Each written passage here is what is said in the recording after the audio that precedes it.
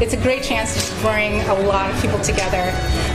Everyone loves a good time and to have fun with music, art, people, food, so that's why we did it. A few weeks ago, I had a conversation with somebody, and they were saying, it's like, oh, you have a store in Lower Haight, are you guys okay?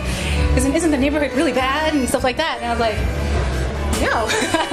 So I think one of the reasons why the art walk is really good is to help people rediscover that the Lower Haight is actually changing, and it is more community oriented, it's more open, and it can be really fun.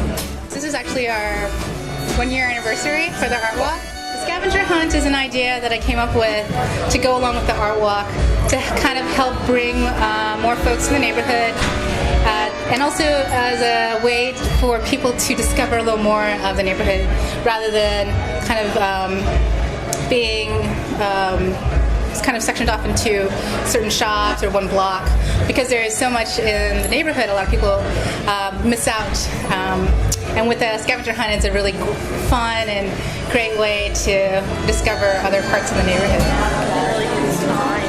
There's Cafe du Soleil, that's right down here. This is actually the first one that we've ever tried for the scavenger hunt. So the rules are there's 10 different spots. You're given a clue at each spot.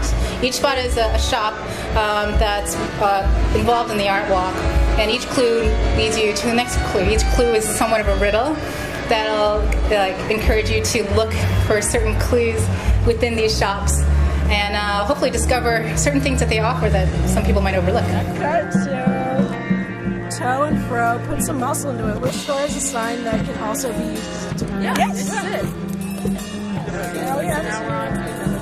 That's cool. I think it's Fillmore, dude. Yeah, I think it's Fillmore too. Scavenger hunt? Well, it was Friday night. Didn't have much else to do. Had a couple friends free with me, and it seemed like fun to get together. And we're down there. Well, I went into a lot more shops than I would have before. And saw a lot more cool things, stuff that I would have probably not stumbled across before had I not been directed in there. I don't know, it was just much more fun because there was a time limit and clues to figure out. I've been on art walks before and it's just let's find the next thing, but this was a treasure hunt. Very special for being a treasure hunt. I don't know. I think kind of the clues overall, I'm not very familiar with the area in general. The clues made me really think about it. Looking at their map, I've never really been down here, walked around here. I've taken a bus through here.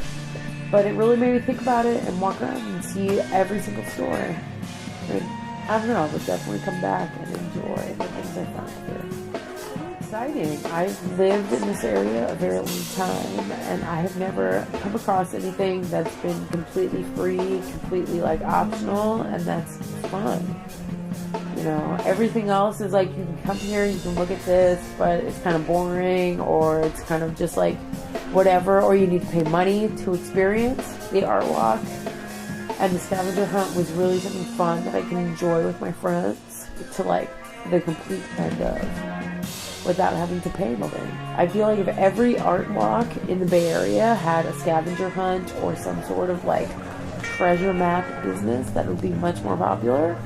Every other art walk I've ever been on is just very boring, very this is a watercolor, this is $600. This art walk is very interactive, very fun. Every person I talked to was, I don't know, at least talkative. They may not have known about the subject, but they wanted to connect.